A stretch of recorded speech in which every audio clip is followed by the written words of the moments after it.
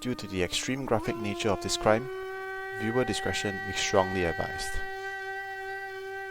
On November 25, 1988, a 17-year-old Junko Furuta was returning home from a part-time job on her bicycle. A random boy passed her by and toppled her bicycle, causing her to fall. The boy, Hiroshi Miyano, went to her as though he was going to help her. But that wasn't the case.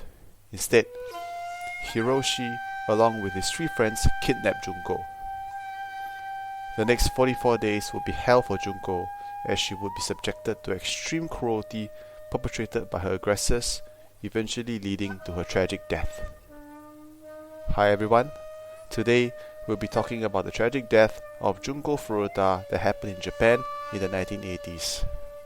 If you're interested in dark and mysterious stories, don't forget to like, share, subscribe, and turn on all notification buttons to stay updated on all of our latest videos. Let's continue. Before we go into the crime, let's go back to the beginning. Junko Furuta was a 17-year-old girl studying at Saitama Yoshio Minami High School in Japan. Just like any other normal student, Junko had her own aspirations and dreams which she wanted to fulfill. Not just that, she was well behaved and was well liked by all of her classmates.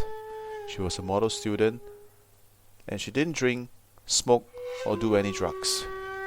At the same time, Junko was also very attractive, and this caught the attention of young Hiroshi. He went to ask Junko out, but Junko shot him down immediately. So, Hiroshi was the bully in the school and involved with the new generations of the Yakuza, and nobody had dared to oppose him. But Junko had the nerve to say no to him. This made Hiroshi embarrassed, and Hiroshi decided to take revenge on her. So, on November 25, 1988, when Junko was returning home from a part-time job on her bicycle, Hiroshi and 3 other friends, Nobuharu Minato, Kamisaku Jo, Yasushi Watanabe, kidnapped her. They took Junko to a house in Adachi, Tokyo, which was owned by one of the kidnappers' parents. The boys then made Junko call her parents and say that she had run away from home, but she was safe and would be staying with some friends for a while. Not aware of what was to come, and too scared to remain non-compliant, Junko did exactly as she was told, ultimately forestalling a manhunt that would have otherwise followed her disappearance. Parents of Nobuharu, in whose house Junko Furuta was kept, visited their son on a few occasions. When his parents would visit, Junko was forced to pretend to be his girlfriend. However, even when it became apparent that she was a captive in the house, Nobuharu's parents did nothing for fear of retaliation from Hiroshi and the Yakuza. The boys tortured Junko for 44 days. During this period, they forced Junko to be naked the whole time. She was tortured in so many different ways and was also sexually assaulted by 100 different people for more than 500 times. The boys tried every horrifying way to torture Junko.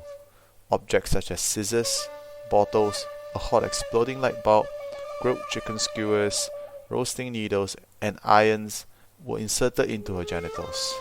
They burned different parts of her body, cut up her breasts. Junko was even forced to eat cockroaches and drink urine.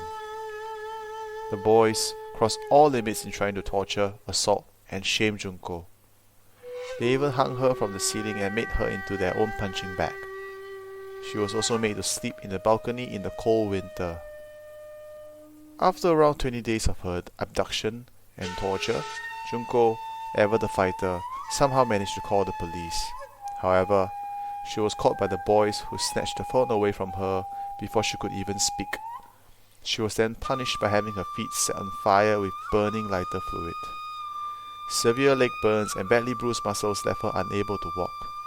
Junko couldn't even lift anything with her hands anymore because her bones were smashed with dumbbells and her fingernails were all cracked. For 44 days, when she was repeatedly tortured, beaten, and sexually assaulted, Junko begged her captors several times to just kill her and be done with it. They didn't grant her that favor.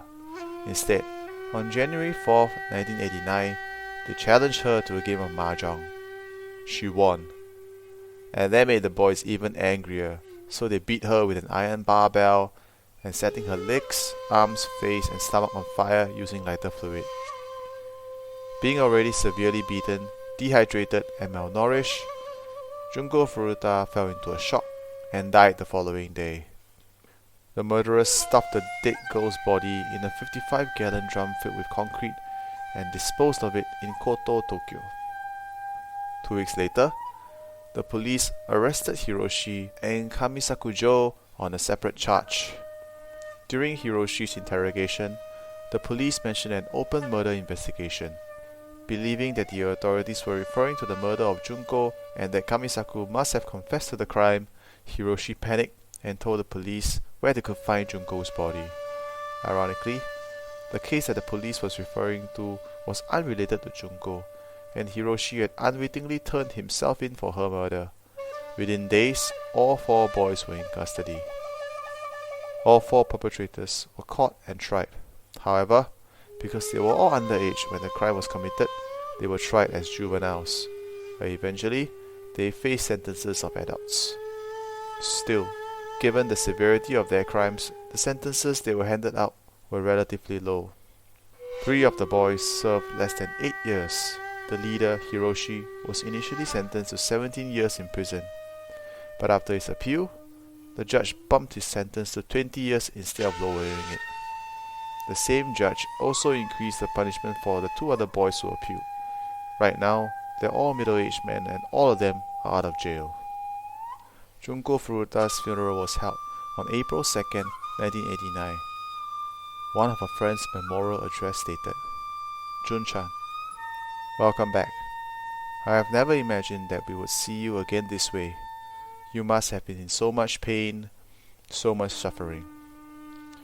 The happy we all made for the school festival looked really good on you. We will never forget you. I have heard that the principal has presented you with the graduation certificate. So, we graduate together, all of us. Jun-chan, there is no more pain, no more suffering. Please, rest in peace." Additionally, Junko's intended future employer also presented her parents with a uniform she would have worn at her first job upon graduation. It is sad to know that justice was not duly served in this case, and that an innocent, strong, and promising young girl lost her life in such an inhumane way. Hopefully, more can be done for such cases in the future, and that Junko Furuta's parents can find closure and peace in their hearts. Anyway guys, that's it for today. Drop a comment down below on what you think of this video. If you have other stories you wish for me to cover, leave a comment and a link for me to look deeper into it.